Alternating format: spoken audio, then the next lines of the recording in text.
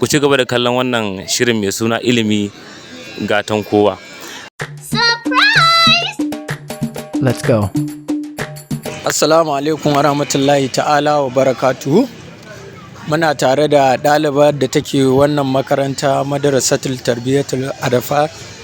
Na farko ya sunan malamar?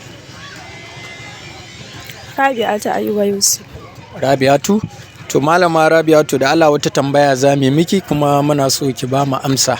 A wace shekara ce Annabi Muhammad ya yi Isra'i da Mi'raji kuma ya karɓo sallah? Let's go. A wace ne? Watan Rajab. Yes. A watan Rajab. Kin tabbata? Eh. To masha Allah. Thank you. A madadin wannan amsa da wannan tambaya da muka miki kika ba da wannan amsa, kuma madadin wanda ya ɗau wannan jagoranci na wannan shiri wato Honorable Sadiq Ahmad Ado Shugaba, wanda ake lakabi da shugaban Araba kowa ya samu a Tarauni, ya baki kyautar naira 1000. Wani irin fatan alheri zaki gare shi? Ina masa fatan alkhairi, Allah ya sanya alkhairi. Na gode. To masha Allah, ga kyautar da aka yi miki.